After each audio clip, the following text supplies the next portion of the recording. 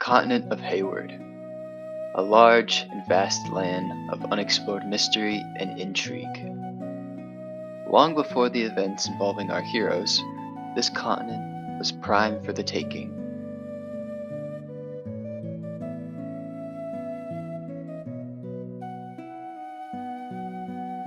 And as such, it is speculated that the first takers were the ancient giant and dragon races. The giants emerging from the depths of the ocean, while the dragons migrated from the farthest skies beyond and established themselves across the continent as they wandered about, living in harmony. In the present day, these ancient races lay dormant, with only traces of their existence ever being confirmed through archaeological findings and their comparisons with modern-day Dragonborn and Goliath. Soon after, evolving alongside these races were the first traces of humanoid life, emerging from the warm climates of the Logia swamps. The first humans, dwarves, and elves sprouted up and migrated across the continent. The dwarves established themselves in the harsher northern portions of the continent, in what is now Inville and Marin. The elves stuck to the warmer and temperate climates in the south and eastern portions of the continent, in what are now Logia and Alderaan. Meanwhile, humans were able to adapt to many areas and spread all throughout the continent.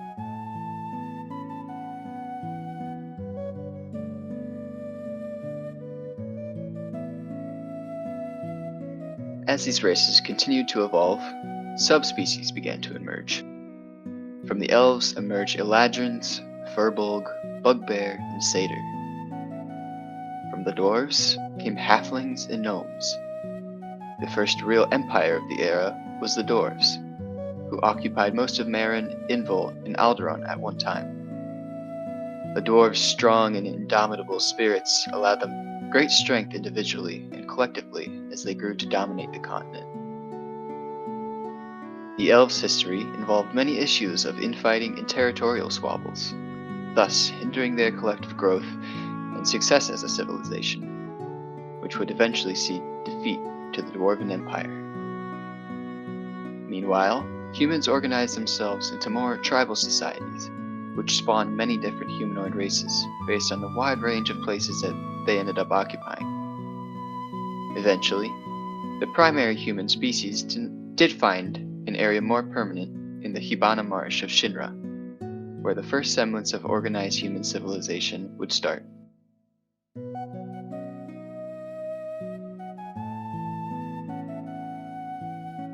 Towards the latter half of the Elder Era, the continent experienced a period of numerous natural disasters. In the marshes of Shinra, the monsoon rains unearthed a substance not yet known to the continent. This substance was known as lacrima, and it contained magical properties. Lacrima was first discovered by the humans, who cultivated it into a magic that is still used today. These magical humans began to reproduce, and soon, new magical subspecies such as Genasi, Changelings, and Aasimar came into existence. The spread of lacrima across the continent helped to ward off many of the impactful storms and natural disasters that swept through the landscape.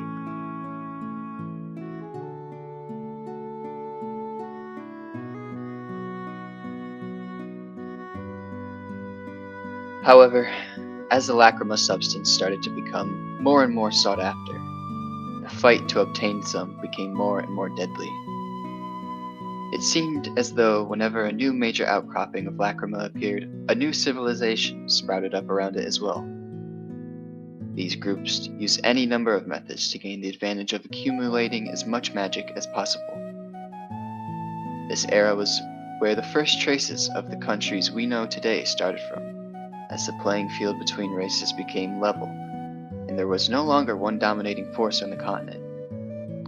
However, the hunt for magic made powerful individuals found down paths of darkness, and thus the dark arts of magic spawned with them. Deadly monsters, demons, and fiends came into existence from these deadly individuals and the limits they took their magical powers to. And as these creatures populated the continent, new humanoid races emerged as well, in the forms of orcs, goblins, and tieflings.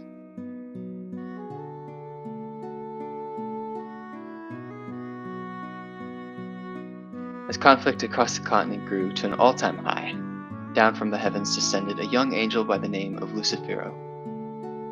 Lucifero grew an interest in the mortal world and what it had to offer. However, much to his dismay, Lucifero was thrust into the political conflict engulfing the continent, as he was called upon to resolve conflict through his divine powers. As these deeds became more and more taxing on him, he eventually became remorseful and was driven into hiding amongst the mortals, where he lived out a normal life with a new family. However, conflicts did not cease, and eventually his new life was swept up in the conflict as well.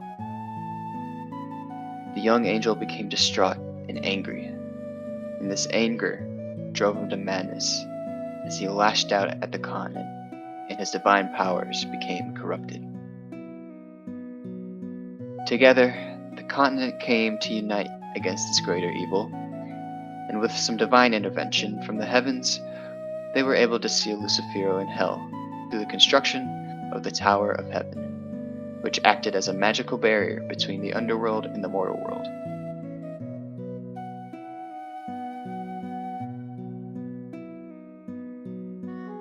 With Lucifero now sealed, the people of Heyward came together, sending some of their most trusted people into the tower to monitor the seal and make sure Lucifero was unable to escape. For inside the tower existed a completely separate world unknown to the outside. The folks sent inside established themselves in the tower and created their own civilization and a ruling body that was chosen to be the primary guardians of the seal. On the outside, agreements were set in place to rebuild the land after the centuries of destruction and from the battle with Lucifero.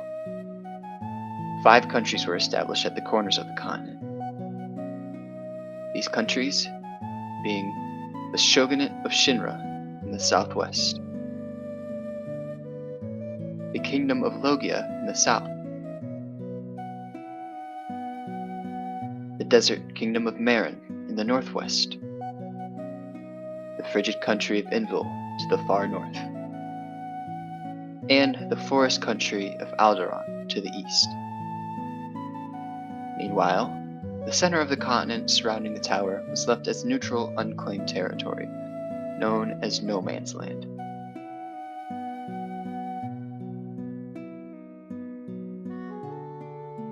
The head guardians of the seal in the tower were a royal family put in place by election. Here, they governed the world inside the tower, while also watching over the seal as well.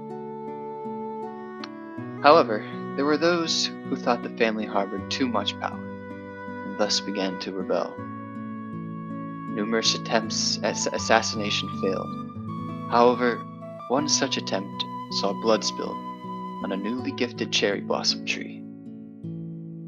The tree soaked in the blood and began to change, as it began draining the life force of everyone in the castle. The magical properties within the tree converged with the magic of the seal, and as such amplified the tree's life-draining power via the tower. The tower soon began draining the life force of the continent, leaving behind a void and empty wasteland in its wake, with only the most powerful and wealthy groups able to sustain themselves.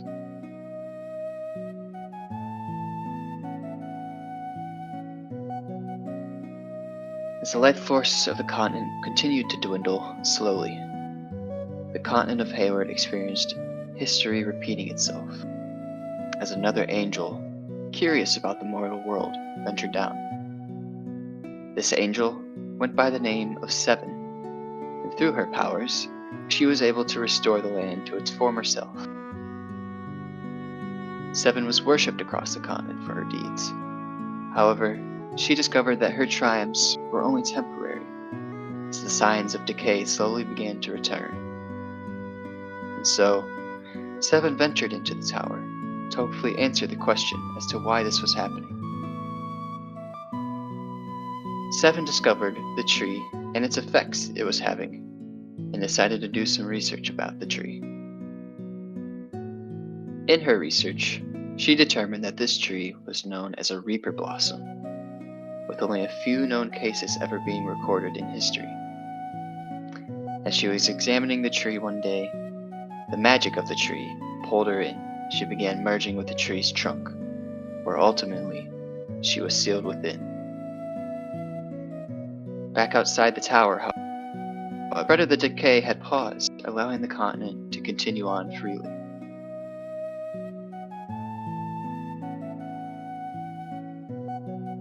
"10 years after she had disappeared into the tower, Seven was finally heard from once again. Seven had sent out a message across the continent, challenging its greatest warriors to climb to the top of the tower, and received a gift from her powers. People from across the land ventured to the tower to take on this challenge. But it was a group of 7 individuals who worked together to reach the top, fighting through the land of the tower and learning of the world that had been established there. However, they had also learned the truth of what had happened to the angel, as the tower had them facing off with a corrupted version of her, known as Seven Levistus. In the final battle, one of their own fell, and an ancient evil was reawakened, as Lucifero was the one found within the seal of the tree. As he re-emerged, he gained control of the tree's magic, and thus the towers as well, as he touted his intent for revenge on the continent.